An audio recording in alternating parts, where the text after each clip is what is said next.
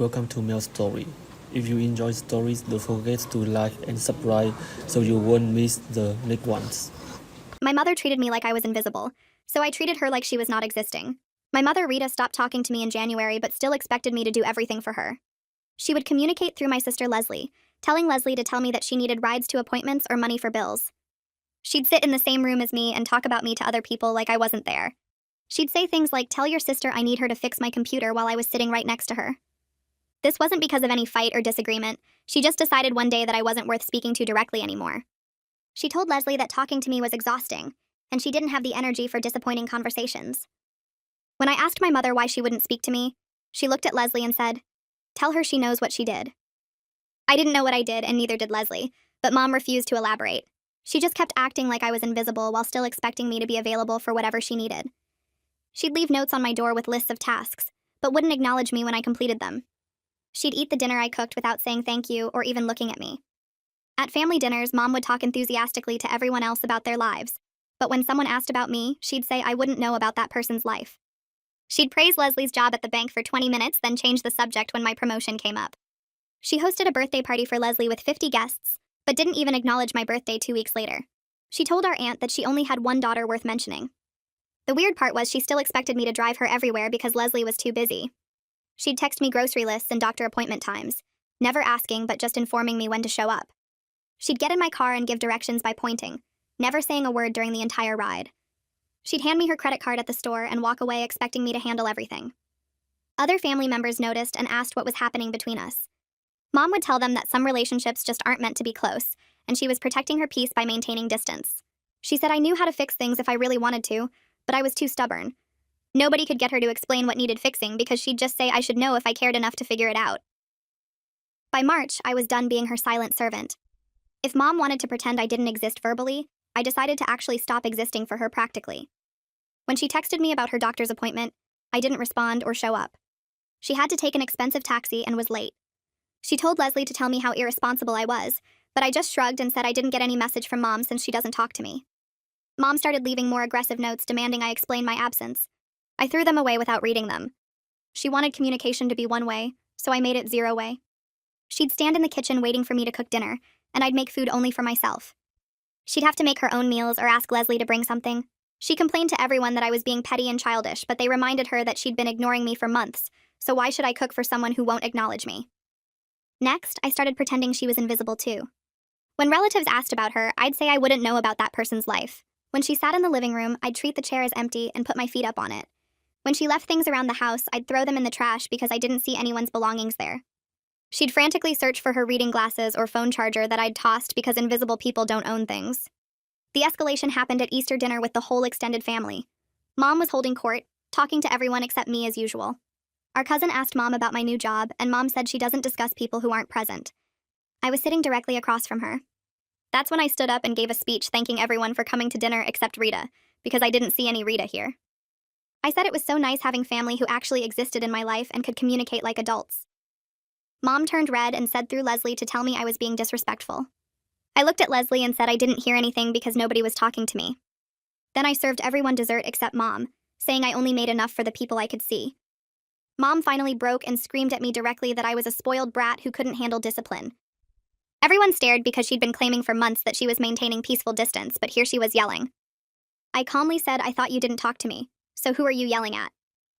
The room went completely silent after my question. Nobody moved or spoke or even seemed to breathe for what felt like a full minute. Every single person at that Easter table stared at Rita with their eyes wide and their mouths hanging open. Rita's face turned bright red first, then white, then red again like she couldn't figure out which emotion to settle on. Her jaw clenched and unclenched while she looked around the table at all the relatives watching her. I could see the exact moment she realized what she'd done. She'd spent 3 months refusing to speak to me directly, and now she'd just screamed at me in front of everyone. All her claims about maintaining peaceful distance and protecting her peace just got blown apart by her own anger. She opened her mouth like she wanted to say something else, but nothing came out. Her hands gripped the edge of the table so hard her knuckles turned white. Leslie stood up so fast her chair scraped loudly against the floor. She threw her napkin on the table and looked at both Rita and me with this disgusted expression. She said this whole situation was ridiculous, and she was done being a messenger service between 2 grown women. Her voice came out sharp and loud enough that everyone jumped a little. She grabbed her purse from the back of her chair and announced she was leaving Easter dinner early. She didn't wait for anyone to respond or try to stop her. She just walked straight to the front door and slammed it behind her on the way out. Rita's face went even whiter when Leslie left because now she didn't have her communication go-between anymore. For the first time in months, Rita would have to either talk to me directly or not communicate at all. I watched her realize this and saw something like panic flash across her face before she quickly looked down at her lap. Rita slowly sat back down in her chair and stared at the empty space in front of her, where a dessert plate should have been. Everyone else at the table had a slice of the chocolate cake I'd made sitting in front of them, but Rita just had the bare tablecloth. The relatives started trying to restart conversations around us, but their voices sounded forced and uncomfortable. Someone asked about the weather, and someone else mentioned a movie they'd seen, but nobody was really paying attention to their own words. They were all sneaking looks at Rita and me while pretending not to. I calmly finished serving the last few pieces of cake to my cousins at the far end of the table. Then I sat back down in my chair and cut into my own slice with my fork, like nothing unusual had happened. I took a bite and chewed slowly while Rita sat there with nothing, exactly like I'd planned it. The cake tasted sweet and rich, and I made sure to look like I was really enjoying it. Rita's eyes kept darting to everyone else's plates, and then back to her empty spot. She folded her hands in her lap and sat perfectly still like she was trying to disappear into her chair. After dinner ended, people started gathering their things and saying goodbye. I helped clear plates from the table and carried them into the kitchen. Aunt Aria followed me in while I was scraping leftovers into the trash. She waited until we were alone and then touched my arm to get my attention. She said she had no idea things were this bad between Rita and me. Her voice sounded genuinely shocked and concerned. She told me that Rita had been complaining about me for months at family gatherings and phone calls. But Rita always made it sound like I was the unreasonable one who refused to communicate or spend time with family. Aria said she'd been feeling sorry for Rita this whole time, because Rita painted herself as this hurt mother whose daughter had pulled away for no reason. Aria admitted she'd even judged me a little bit for being so distant and cold to my own mom. Now seeing what actually happened at dinner, she realized Rita had been lying to everyone about the whole situation. I explained to Aria that Rita stopped talking to me first back in January. I told her how Rita would sit right next to me and tell Leslie to tell me things instead of just speaking to me directly. I described how Rita still expected me to drive her everywhere and cook her meals and help with everything while refusing to acknowledge my existence. Aria's mouth literally fell open while I talked. She kept shaking her head like she couldn't believe what she was hearing. I told her about my birthday that Rita completely ignored and about how Rita would praise Leslie for 20 minutes, but changed the subject when anyone asked about my life. Aria looked genuinely shocked and said that's not the story Rita had been telling the family at all. She said Rita made it sound like I was the one who stopped communicating and refused to help out around the house. Rita told everyone she was just giving me space because I clearly didn't want her in my life. Aria apologized for believing Rita's version without hearing my side first. The next morning, I woke up to find a note taped to my bedroom door. It was written in Rita's handwriting on a small piece of notebook paper. All it said was, "We need to talk," in her neat cursive letters. I pulled the note off the door and crumpled it into a tight ball without even really reading it. I walked to the bathroom and threw it in the trash can under the sink. Invisible people don't leave notes that I can see. If Rita wanted to communicate, she could use her words like a normal person, instead of expecting me to respond to her written demands. I got ready for work and left the house without acknowledging that Rita was sitting in the living room watching me walk past her. She didn't say anything either, so we just existed in the same space without interacting at all. Around lunchtime, my phone buzzed with a text message. I glanced at the screen and saw Rita's name pop up. This was the first time she'd texted me directly since January instead of going through Leslie. The message said, "Can we please sit down and have a conversation about what happened?" I read it twice and then locked my phone and put it back in my pocket. I didn't reply or acknowledge the text in any way. Rita gave me 3 months of silent treatment, and now she wanted to talk because her system broke down at Easter dinner. I was maintaining the same energy she'd given me for all those weeks. If she could ignore my attempts at communication back in January, then I could ignore hers now. My phone buzzed 2 more times that afternoon with follow-up texts from Rita, but I didn't even look at what they said. That evening, Leslie called me while I was making dinner for myself. She said Rita had been blowing up her phone all day asking her to make me talk to Rita. Leslie sounded tired and frustrated. She told me she meant what she said yesterday about being done as a messenger between us. She wasn't going to pass along any more messages or try to fix things between Rita and me. Leslie said Rita needed to figure out how to communicate like an adult, instead of using other people as go-betweens. She suggested maybe if Rita had to actually face the consequences of her behavior, she might finally understand how hurtful it was. Leslie asked how I was holding up, and I told her I was fine. Better than fine, actually, because I wasn't driving Rita around or cooking her meals or doing her errands anymore. Leslie laughed a little and said she was glad I was standing up for myself even if the whole situation was messy. 3 days after Easter, I was in the kitchen making coffee when Rita walked in. She stood in the doorway and looked right at me. Her voice came out soft and shaky when she said, "Please, can we just talk about this?"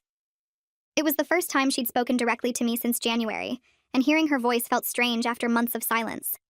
I looked right through her like she wasn't standing there at all. I poured my coffee and added cream and sugar while she waited for me to respond. Then I walked past her without making eye contact or acknowledging that she'd said anything. I heard her voice crack with frustration behind me as she said my name again, but I just kept walking to my room. Her footsteps followed me down the hallway, but I closed my bedroom door before she could say anything else. Later that night, I was watching a show on TV in the living room when Rita came in and stood directly in front of the screen. She blocked my view completely and crossed her arms over her chest. She demanded that I acknowledge her and stop acting like she didn't exist. Her voice sounded angry but also desperate. I picked up my laptop from the coffee table and stood up from the couch. I walked around her without looking at her face and headed toward my bedroom. She was still talking as I left the room, saying things about how childish I was being and how we needed to work this out. I went into my room and locked the door behind me while her voice continued in the living room talking to empty air. I put my headphones on and opened my laptop to finish my show in peace. The next few days, I kept my routine simple. I went to work, came home, made dinner for myself, and stayed in my room. Rita tried different approaches, but I walked past every attempt like she wasn't standing there. I heard her voice sometimes when I was in another room, but I never responded or looked her way. She left notes on the kitchen counter and taped them to my bathroom mirror, but I collected them all without reading a single word. Every morning there would be more notes, and every evening I'd gather them up and drop them in her room.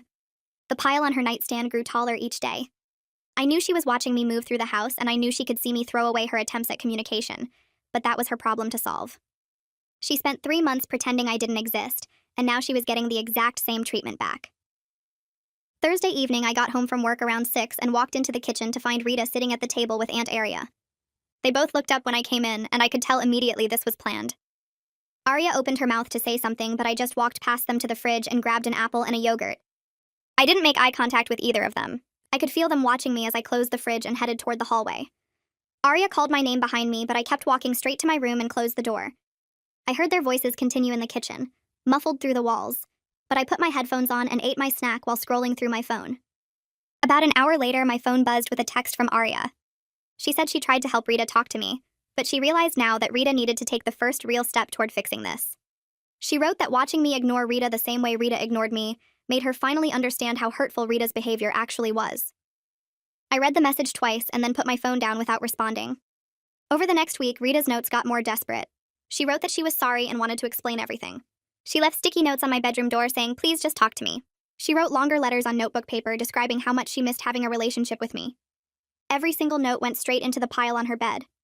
I didn't read them because I still didn't see any Rita in this house who could leave notes for me.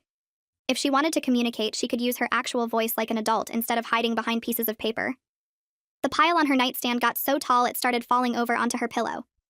I'd walk past her room and see all those unread notes scattered across her bed and keep moving. Saturday afternoon, Leslie texted saying she was coming over for dinner. I started cooking pasta with chicken and vegetables around 5. I set 2 places at the table with plates and silverware and glasses. Rita appeared in the doorway while I was draining the pasta. She stood there watching me cook, and I could see her out of the corner of my eye, but I didn't acknowledge her presence. I plated food for Leslie and myself and carried both plates to the table. I sat down in my usual spot and left the other plate across from me for Leslie. Rita stayed in the doorway. Leslie arrived 20 minutes later and sat down at her place. We started eating and talking about her week at the bank. Rita moved from the doorway to a chair at the end of the table, but I'd only set 2 places, so there was no plate or silverware for her. She sat there watching us eat. About halfway through dinner, Rita's voice cracked and she started crying. She said through her tears that she was sorry for shutting me out. Her hands were shaking on the table and her face was red. I looked at Leslie and took another bite of my pasta. I said it was nice when people who exist can express their feelings. Then I asked Leslie about her plans for next weekend. Leslie glanced at Rita and then back at me, but she answered my question. We finished our dinner while Rita cried quietly at the end of the table. When we were done eating, I cleared both plates and loaded the dishwasher. Rita got up and went to her room. I could hear her door close down the hallway. Leslie pulled me aside in the kitchen after Rita left. She said she thought I'd made my point and maybe I should hear Rita out. I reminded Leslie that she was the one who said she was done being a messenger. I told her this was between Rita and me to figure out and she didn't need to get involved. Leslie said she knew that, but watching Rita break down was hard to see. I said watching Rita ignore me for 3 months was also hard to see, but nobody seemed concerned about that at the time. Leslie nodded and said she understood. She hugged me before she left and told me to take care of myself. That night around 10, I was in my room reading when someone knocked on my door. Rita's voice came through saying she knew she hurt me and wanted to make it right. She knocked again and said my name. I reached over and turned up my music loud enough to drown out her voice. I kept reading my book while she knocked a few more times. Eventually, the knocking stopped and I heard her footsteps walk away down the hall. I turned my music back down and continued reading. She was getting the same silent treatment she'd perfected over 3 months. If she couldn't handle it for a few weeks, then maybe she'd finally understand how it felt. Tuesday afternoon, my phone rang while I was at work. It was Nathan, my uncle. I stepped outside to take the call. He said Rita had reached out to him in tears asking for advice on how to fix things with me. His voice sounded tired, like he'd been dealing with this for a while. He asked what it would take for me to be willing to listen to Rita's apology. I told him Rita needed to give me a real explanation for why she stopped talking to me in the first place. I explained that saying "you know what you did" isn't an explanation when I genuinely don't know what I supposedly did wrong. I said I needed to understand what happened before I could even think about moving forward. Nathan was quiet for a second, and then he said that was fair. Nathan called me back the next day. He said he asked Rita that exact question about what I did wrong. She got defensive and changed the subject completely. He admitted he was starting to think Rita didn't actually have a good reason, and that's why she wouldn't explain it. He said it seemed like Rita decided to be mad about something, and then couldn't back down even when she realized she was wrong. I thanked Nathan for trying and told him I appreciated him being honest with me. He said he'd keep working on Rita, but he couldn't make any promises. After we hung up, I sat in my car for a few minutes before going back inside to finish my shift. At least now I knew I wasn't crazy for not understanding what I'd done wrong. 2 weeks crawled by after Easter. Rita kept her distance, but I could feel her watching me around the house. She'd start to say something, then stop herself. She'd leave a room when I entered. She'd cook her own meals in silence while I made mine. The whole house felt heavy with all the things nobody was saying. I came home from work one Tuesday and found an envelope on my pillow. My name was written on the front in Rita's handwriting. I sat on my bed and turned it over in my hands for a minute before opening it. Inside were 3 pages of Rita's careful cursive writing. I started reading and had to stop after the first paragraph to catch my breath. Rita wrote that she'd been feeling like I was pulling away from the family for months before January. She said it hurt watching me get busier with work and friends while spending less time at home. She wrote that instead of talking to me about feeling left out, she decided to protect herself by withdrawing first. She said she thought if she stopped reaching out to me, then it wouldn't hurt as much when I eventually stopped caring about her completely. The letter went on for 2 more pages. Rita admitted her response was way out of line compared to whatever distance she thought existed between us. She wrote that she knew pushing me away while still expecting me to drive her places and help with things was unfair and manipulative. She said she'd been treating me like a servant instead of a daughter, and she was ashamed of that. She wrote that the silent treatment was her trying to punish me for something I didn't even know I was doing wrong. She ended the letter by saying she understood if I couldn't forgive her, but she wanted me to know the truth about why it happened. I read the whole thing 3 times. Each time I felt something crack inside my chest where all my anger had been sitting for months. This was the first time Rita actually took responsibility, instead of blaming me or making excuses or saying I should have known better. She spelled out exactly what she did and why she did it. She admitted it was wrong. But I still wasn't ready to just forgive her and act like the last 4 months never happened. Months of being invisible don't disappear because of 1 letter. I folded the pages and put them back in the envelope. Then I got out my own notebook and started writing. I wrote about how deeply it hurt to be was ignored by my own mother, while still being expected to serve her needs like some kind of employee. I described coming home every day not knowing if she'd acknowledge me or pretend I didn't exist. I wrote about my birthday, and how she threw Leslie a huge party, but couldn't even say happy birthday to me 2 weeks later. I wrote about sitting at family dinners while she talked enthusiastically to everyone except me. I wrote about all the little moments that made me feel worthless and invisible. I wrote about driving her to appointments in complete silence and wondering what I'd done to deserve this treatment. I filled 4 pages front and back before I ran out of things to say. I folded my letter and put it in an envelope with Rita's name on it. Then I walked down the hall to her room and left it on her bed where she'd find it. My hands were shaking when I walked back to my room. I closed my door and sat on my bed wondering what would happen next. Part of me felt good about finally telling her exactly how her actions affected me. Part of me felt scared about what she'd say when she read it. I tried to read a book but couldn't focus on the words. I kept listening for sounds from her room. Around 7 that evening, I heard Rita's door open and close. Then I heard crying. Not loud sobbing, but quiet crying that sounded like she was trying to muffle it. The sound made my stomach twist. I felt satisfied that she finally understood how much she hurt me. But I also felt guilty for causing her pain, even though she'd caused me plenty of pain first. I sat there listening to her cry and feeling both things at once. The crying went on for maybe 20 minutes before it got quiet again. I heard her blow her nose. Then nothing. I went to bed early that night but couldn't sleep. I kept thinking about Rita reading my letter and wondering if I'd been too harsh. But then I'd remember her ignoring me for months, and I'd think no, she needed to hear all of that. I finally fell asleep around midnight. The next morning, someone knocked on my door. Rita's voice came through asking if she could please come in and talk. I sat up in bed and stared at the door for a second. She was speaking directly to me for the first time in months, except for when she yelled at Easter. I got up and opened the door. Rita stood there holding my letter in one hand. Her eyes were red and puffy from crying. Tears were running down her face. She asked out loud if she could please come in and talk face to face. Her voice cracked on the word please. I stepped aside without saying anything and she walked into my room. We both sat down on my bed about a foot apart. The silence felt thick and awkward. Rita kept looking at the letter in her hands, then at me, then back at the letter. Finally, she said she had no idea her birthday snub hurt me that badly. She said reading about it in my letter made her ashamed of how cruel she was. She said she'd been so focused on her own hurt feelings that she didn't think about what her actions were doing to me. She said she was sorry. Rita took a deep breath and kept talking. She said she felt like I was always busy with work and friends and never made time for family anymore. She said watching me build this independent life made her jealous because she didn't have that kind of freedom. She admitted she was jealous of my independence and dealt with it in the worst possible way by punishing me with silence. She said instead of being proud of me for building a good life, she resented me for not needing her as much as I used to. She said that resentment turned into this twisted way of trying to make me need her again by refusing to talk to me, but still expecting me to help her. She said she knew that didn't make sense, but that's what was going through her head at the time. I let her finish talking before I said anything. Then I told her she never communicated feeling neglected or left out. I said she just suddenly cut me off one day and expected me to read her mind about what was wrong.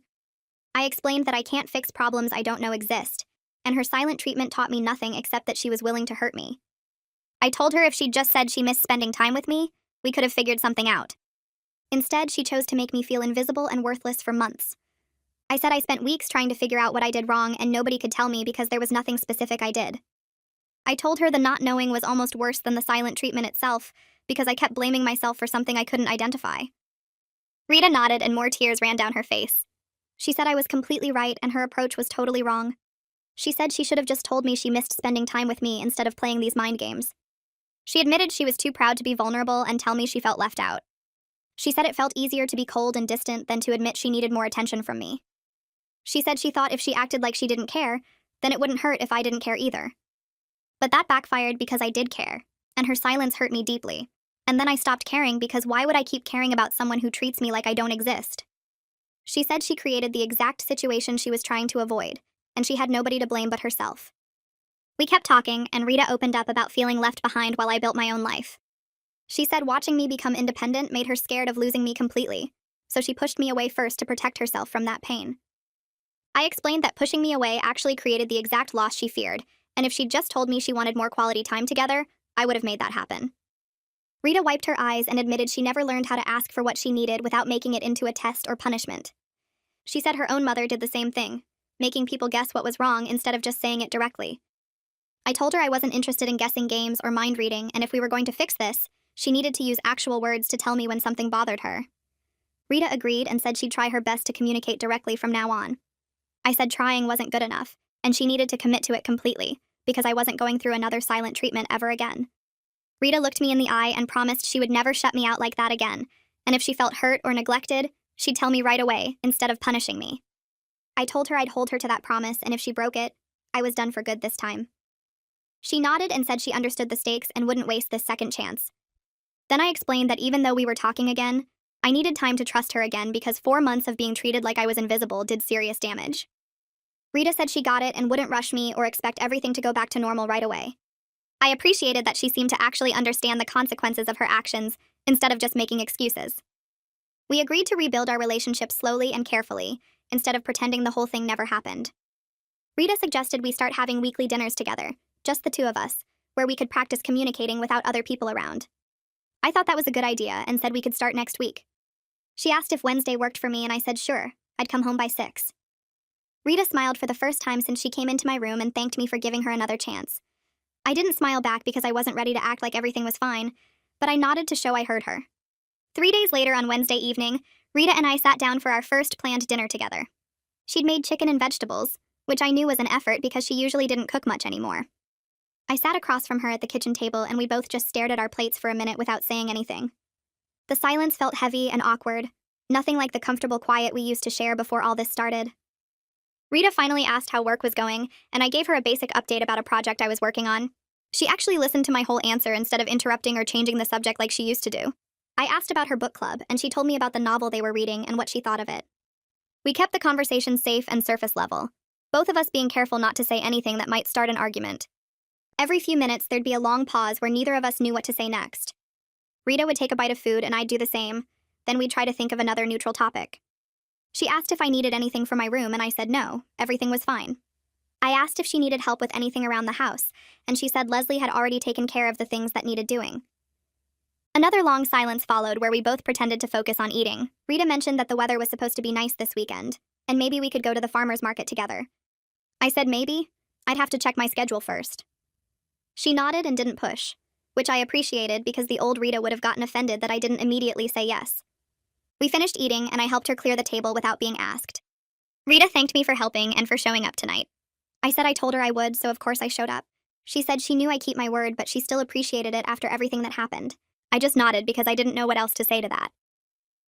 The following week, Leslie came over to drop off some mail that got sent to her place by mistake. She walked into the kitchen and stopped dead when she saw Rita and me sitting at the table having coffee together. Her mouth literally fell open, and she looked back and forth between us like she was seeing ghosts. Rita smiled at her and offered her some coffee, but Leslie just stood there staring. Finally, Leslie said she couldn't believe we were actually talking to each other like normal people. I shrugged and said we were working on it. Leslie sat down at the table with us and said she was glad we were talking again, but we both needed to be careful not to fall back into the same toxic patterns that caused this mess. Rita looked a little offended but didn't argue, which showed she was actually trying to change. Leslie turned to me and said I also needed to make sure I didn't hold on to resentment and use it as a weapon later. I told Leslie I wasn't planning to throw the silent treatment in Rita's face every time we disagreed, but I also wasn't going to pretend it never happened. Leslie said that was fair and she just wanted both of us to actually deal with our issues instead of playing games. Rita agreed and said she'd already promised me she'd never shut me out again. Leslie looked at Rita seriously and said she hoped that was true because she was done being a messenger between us. She said if Rita ever tried to use her to communicate with me again, she'd refuse and walk away. Rita apologized to Leslie right then for putting her in that position for so long. Leslie accepted the apology but said Rita needed to prove through her actions that she meant it. I could tell Leslie was still skeptical about whether Rita would really change, and honestly, I was too. Later that week, Rita and I sat down and made a list of ground rules for our relationship going forward. The first rule was no silent treatments ever again, no matter how mad either of us got at the other. Rita wrote it down on a piece of paper and we both signed it like a contract. The second rule was no communicating through Leslie or anyone else. We had to talk directly to each other about problems. Rita agreed and said she understood why that was important. The third rule was if either of us had a problem with the other, we had to bring it up within 24 hours instead of letting it build up. I said this was the most important one because Rita's habit of staying quiet about issues until she exploded was what started this whole thing. Rita admitted I was right and promised she'd speak up right away if something bothered her. We also agreed that we'd have our weekly dinners every Wednesday and use that time to check in with each other about how things were going. Rita suggested we could also text each other during the week just to stay connected. Nothing heavy, just normal stuff. I said that was fine as long as she actually responded to my texts instead of ignoring them like she used to do sometimes. Rita looked embarrassed and apologized for that old habit. She said she'd make an effort to reply within a few hours unless she was really busy. I told her I'd do the same and we'd both try to be better about staying in touch. We hung the list of rules on the refrigerator so we'd both see it every day and remember what we committed to. Rita said having it visible would help keep her accountable, and I agreed it would remind both of us to stick to what we promised. Over the next few weeks, I started noticing Rita making real efforts to change how she acted. She'd ask me about my day when I got home from work and actually remember the details I told her. A few days later, she'd bring up something I mentioned and ask how it turned out, which showed she was paying attention. She started texting me during the day with random thoughts or funny things she saw, just staying connected like we agreed. When I cooked dinner, she'd thank me out loud instead of just eating silently like she used to. She'd offer to help with dishes or other chores without me having to ask. Sometimes it still felt uncomfortable because we were both being so careful around each other, but it also felt more real than our relationship ever was before. Rita wasn't just going through the motions, she was genuinely trying to be present and engaged. I caught myself almost enjoying our Wednesday dinners instead of dreading them. We'd actually laugh sometimes at stories we told each other, and the silences between topics didn't feel as heavy anymore. Rita asked my opinion on things and listened to my answers instead of just waiting for her turn to talk. I noticed I was starting to relax around her again. Not completely, but more than I had in months. The constant tension in my shoulders when I was near her started to ease up a little bit. I still didn't fully trust her yet because 4 months of damage doesn't heal in a few weeks, but I could see she was putting in the work. One evening, Rita called Leslie and asked her to come over for dinner. When Leslie arrived, Rita sat her down at the kitchen table and apologized for putting her in the middle of our conflict for all those months. She said it wasn't fair to make Leslie carry messages back and forth and deal with both of us complaining about each other. Rita admitted she used Leslie as a shield so she wouldn't have to face me directly, and that was wrong. Leslie listened quietly, and when Rita finished, she said she appreciated the apology. But then Leslie told Rita very clearly that she would never agree to be a messenger again, and both Rita and I needed to respect that boundary going forward. She said if either of us tried to use her that way again, she'd shut it down immediately and refuse to participate. Rita promised she understood and wouldn't put Leslie in that position again. I added that I also promised not to use Leslie as a go-between, and we'd handle our issues directly from now on. Leslie looked relieved and said she was glad we were both taking responsibility. She admitted the whole situation had been incredibly stressful for her, and she'd felt trapped between us. Rita apologized again and said she never meant to stress Leslie out like that. Leslie said she knew Rita didn't do it on purpose, but the impact was still real. We all agreed to be more mindful of how our conflicts affected the people around us. The conversation felt good, like we were actually dealing with things honestly instead of sweeping them under the rug. At the next family gathering a few weeks later, we all met at Nathan's house for a barbecue. I was helping set up food on the patio table when Rita came over and started arranging plates next to me. We were working together naturally without any tension, which felt strange after months of avoiding each other. Rita handed me napkins and I put them in the holders while she grabbed utensils from the kitchen. We moved around each other smoothly like we used to before everything went wrong. I noticed several relatives watching us with surprised expressions. Rita's sister Aria came over and commented on how much better Rita and I seemed to be getting along. She said it was nice to see us working together again instead of staying on opposite sides of the room. Rita surprised me by speaking up and telling Aria that she'd created the whole problem between us, and I had every right to respond the way I did. She said the silent treatment was cruel, and she was ashamed of how she acted. Aria looked shocked because Rita never admitted being wrong about anything, especially not in front of family. Rita continued and said she was grateful I stood up to her because it forced her to look at her own behavior and make real changes. I didn't say anything, but I appreciated that Rita was taking public responsibility instead of trying to save face. Several other relatives overheard and nodded approvingly. Rita's willingness to admit fault in front of everyone showed she was serious about changing, not just putting on an act when we were alone. Later during the barbecue, my cousin Javier pulled me aside near the fence where we could talk privately. He said he was really impressed that I stood up to Rita the way I did at Easter dinner. I asked what he meant, and he said everyone in the family knew Rita could be difficult, but nobody ever called her out on it. Javier admitted people had been afraid to challenge Rita's passive-aggressive behavior for years because she'd just shut them out or make their lives miserable. He said watching me mirror her behavior back at her was brilliant because it made her experience what she'd been doing to others. I told Javier I wasn't trying to be brilliant. I was just tired of being treated like I didn't exist. He nodded and said whatever my motivation was, it worked, and Rita seemed genuinely different now. Javier said his own mother had similar communication problems, and he wished someone had stood up to her years ago before the damage got too deep. He told me not to let Rita slide back into old habits and to keep holding her accountable. I promised I would and said I had no intention of going through that again. Javier clapped me on the shoulder and said he respected how I handled the whole situation. We walked back to join the others, and I felt good knowing that other family members recognized what I'd been dealing with and supported how I responded to it. I walked back to join the others and felt good knowing that other family members recognized what I'd been dealing with and supported how I responded to it. Rita was standing near the grill talking to Nathan about something when she turned and caught my eye. She looked away quickly, and I could tell from her face that she'd heard at least part of what Javier said to me. The rest of the barbecue continued normally with people eating and chatting in small groups around the backyard. I helped clean up plates and cups while Rita stayed mostly quiet near the patio table. After most people had left and only close family remained, Rita walked over to where I was folding up chairs. She asked if we could talk for a minute, and I nodded, setting down the chair I was holding. We moved to a quieter corner of the yard near the fence where Nathan's garden grew along the property line. Rita looked uncomfortable and kept picking at a loose thread on her sleeve before she finally started talking. She said she'd overheard what Javier told me about how her communication style affected multiple people in the family, not just me. Rita admitted she'd been thinking a lot since Easter about how she handles conflict, and realizes now that shutting people out is something she does with everyone when she gets upset or feels hurt. She told me she's been doing this her whole life and never really thought about how damaging it was until I forced her to experience it herself. Rita said she's thinking seriously about talking to a therapist because she doesn't want to keep repeating these patterns with the people she cares about. I was surprised she brought up therapy on her own without me suggesting it first. I told her I thought that was a really good idea and that talking to someone professional could help her understand why she does this and give her better tools for handling her feelings. Rita looked relieved that I wasn't being negative about the therapy suggestion and said she wasn't sure where to start finding someone. I offered to help her research therapists if she wanted, and she seemed genuinely surprised by my willingness to support her.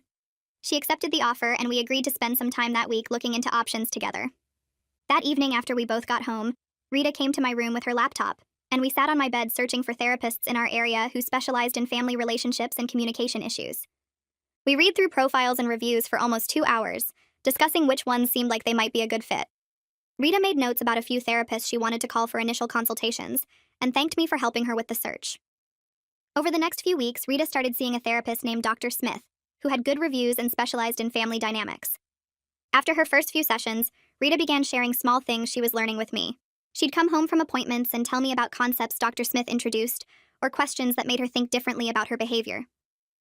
One evening, while we were making dinner together, Rita explained that Dr. Smith had asked about her own childhood and family relationships.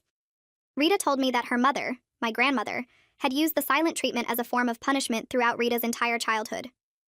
If Rita did something wrong or disappointed her mother, she'd be ignored for days or even weeks until she figured out how to apologize properly.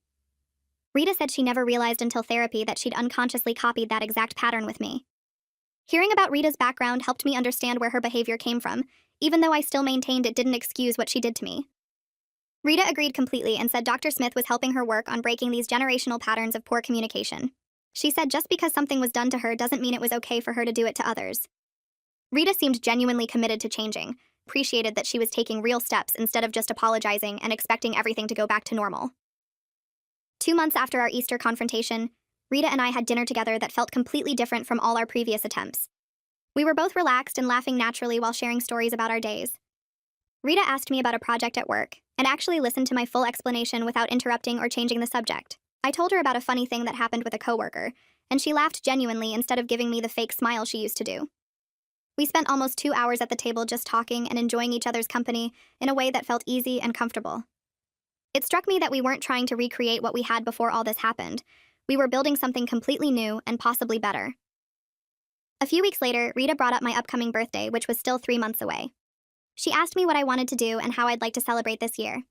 I could tell she was overcompensating for last year when she completely was ignored my birthday, but I appreciated that she was making such an obvious effort to show she valued me. I told her I didn't need anything big, maybe just dinner with close family, and she seemed relieved that I wasn't asking for some huge party. Rita said she wanted to make sure this birthday was special, and asked me to let her know if I thought of anything specific I wanted. At our next family dinner at Leslie's apartment, my sister commented on how different our gatherings felt now compared to a few months ago. Leslie said these dinners were actually enjoyable instead of being tense competitions for Mom's attention, where everyone walked on eggshells.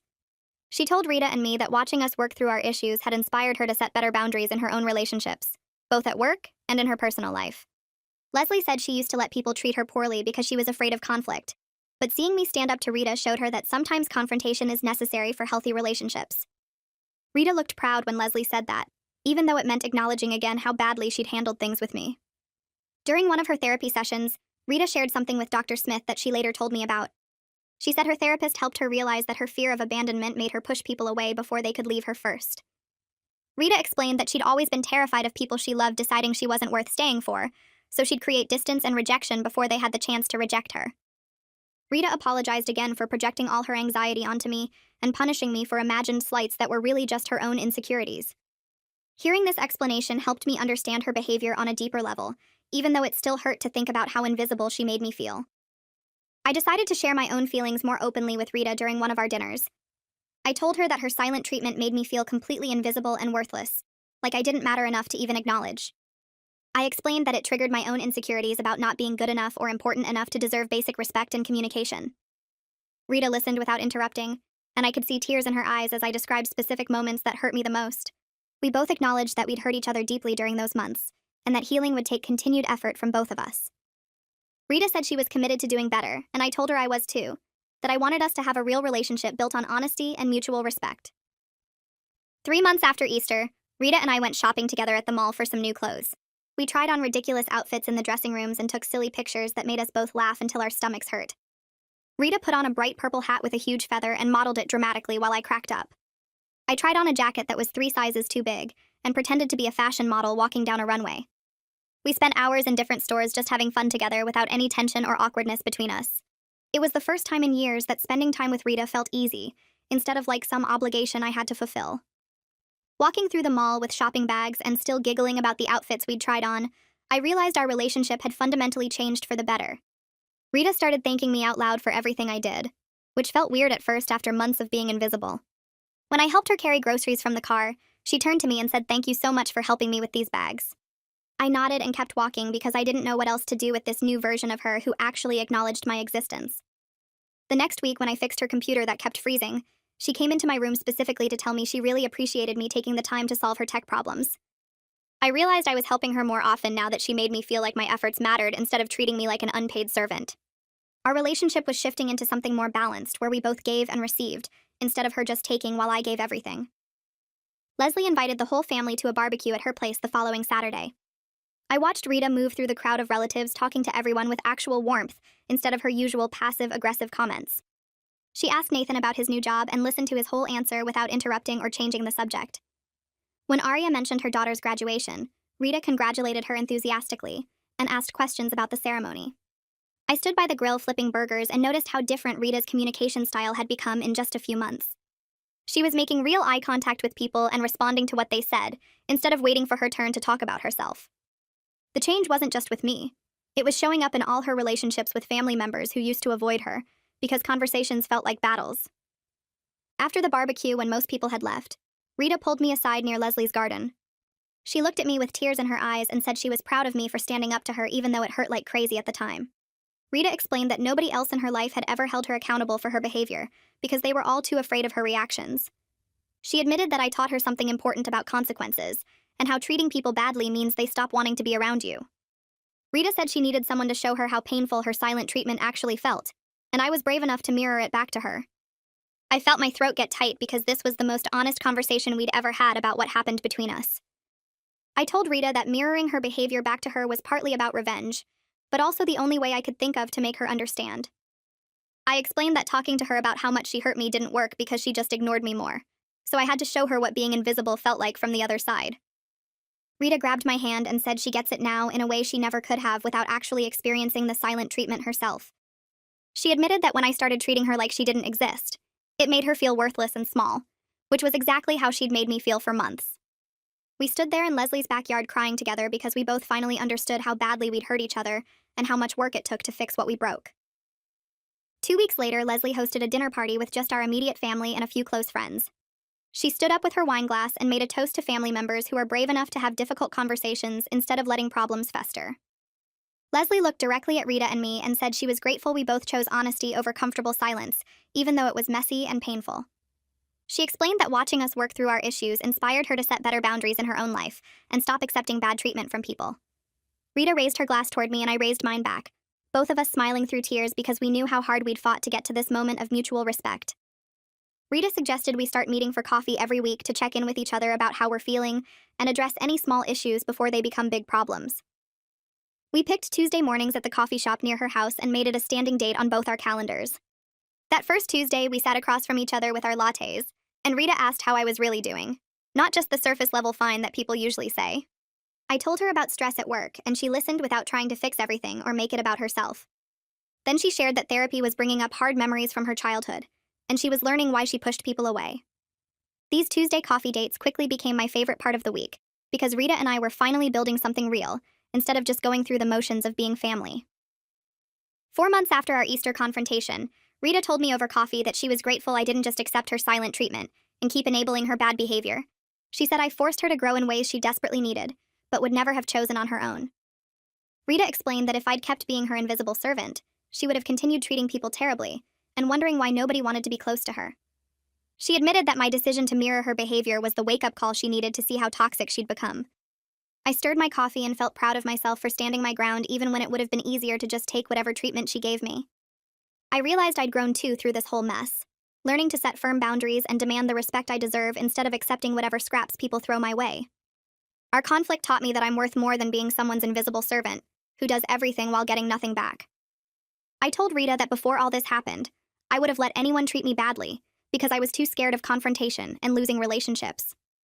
Now I know that a relationship where someone treats me like garbage isn't worth keeping, even if that person is my own mother. Rita nodded and said she was teaching me that lesson without meaning to, and she was glad something good came from her terrible behavior. Rita and I still have disagreements sometimes, but we handle them completely differently now. When I get annoyed that she's being pushy about something, I tell her right away, instead of letting resentment build up for weeks. When Rita feels like I'm not making enough time for family, she says so directly, instead of punishing me with silence. Last week we had a small fight about me canceling our coffee date because of a work emergency, but we talked it through that same evening instead of letting it turn into a bigger problem. Our relationship isn't perfect and probably never will be, but it's honest and respectful in a way it never was before. We both know we can say what we're really thinking without the other person shutting down or disappearing. Looking back on the whole situation now, I'm glad I stood my ground even though it was painful for both of us at the time.